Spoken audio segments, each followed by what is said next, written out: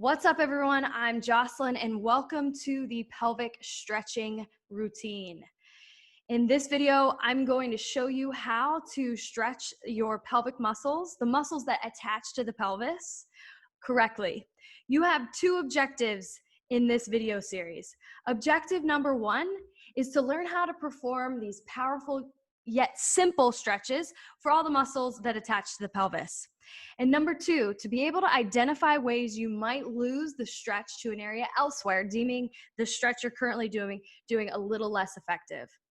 So before we dive in, here's some stretching basics. Number one, know your goal. Is your goal stretching joints? Is your goal stretching the fascial system, stretching muscle? Is it to incorporate into your meditative routine?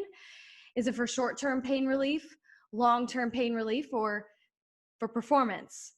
Knowing your goal gives you better direction to how specific your stretch should be, how long you should hold it, if you should hold it at all, if the stretch should be passive or active, if the stretch should be in the beginning of your routine, at the end of your routine, or not part of your workout routine, and how frequent it should happen.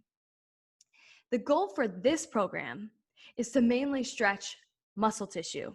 Note, other tissues are also going to stretch, but we want the bulk of the stretch to be in the muscle. Therefore, the goal is to keep the muscle being stretched, relaxed, while we use a strategy to keep at least one, if not both, of the muscle attachments stable. And we typically do that by using other muscles other than the one we're stretching. So what is isolated and what is composite stretching? And what's the difference, and what's this program about? An isolated stretch is one that focuses on a specific muscle in each direction the muscle fibers run, as well as the joints the muscle crosses. And we have joints or muscles in this program that are going to stretch across two joints and then one joint. If it's a two-joint muscle, we want to make sure that we address both joints. If it's one, then we only have to worry about one. A composite stretch is a non-specific stretch into a movement where you stretch multiple joints. For example, if you bend forward and you are stretching your hands towards the floor, if you're not mindful and it's just you're bending everything, head, back, and you're stretching your hamstrings as well, you're stretching multiple things. Whereas if, let's say, you keep your back straight and you hinge from your hip, your back stays in neutral, that's more of an isolated stretch. I like to use a combination of both, particularly when I or whomever I'm working with is not working around a pain or an injury. For rehab, I tend to use more of an isolated approach until we resolve the problem. For specific programming for myself and for others, I will use isolated stretches first and then composite stretching towards the end of the daily stretching program to get the person or myself ready for the workout. In this program, it's mainly isolated stretching, but I do show you what not to do to make it a composite stretch. Static versus dynamic stretching. Static stretching means you are holding the stretch for a longer period of time. For this program, I recommend you hold each stretch 30 seconds to 90 seconds and do 1 to 2 rounds. Dynamic stretching means you're holding the stretch for a short period of time, and while you are stretching, you're also moving. For this program and for general dynamic stretching, I recommend you hold the stretch for about 3 seconds.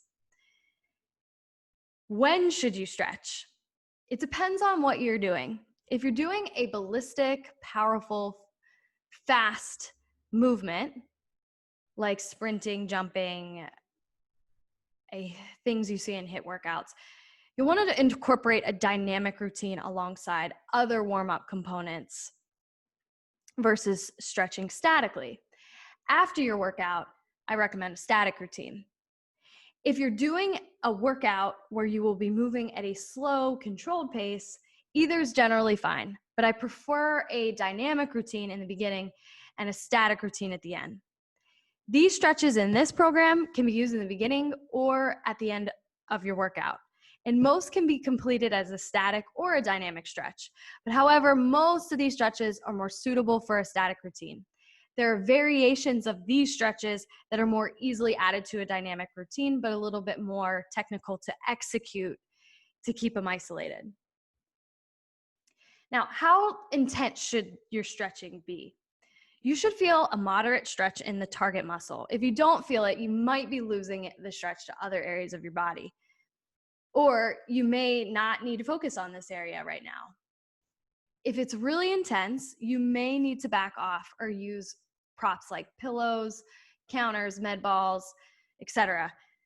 You should be able to breathe easily in each of these stretches. In this program, proper diaphragmatic breathing will enhance most of these stretches because of both the system's attachment to the pelvis. So the diaphragm is part of the deep system, the deep core, and you do need to use your deep core to keep your spine in neutral and to keep the attachments of the muscles that you're stretching stable. How often should you stretch?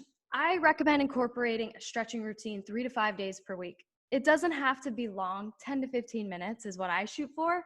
It just depends on what else you are doing for warm up and recovery and how much you are active throughout the week or inactive. So the framework of the rest of the videos are you're going to see a series of stretches of the main muscle groups that attach to the pelvis. We've got the hamstrings, we've got the gluteals, we've got the hip flexors, and then some other muscles like your latissimus dorsi, which is on your back and attaches to the back of the pelvis, and then also the abdominal muscle group. So I hope you enjoy this. If you have any questions, please reach out to my team and we will answer them.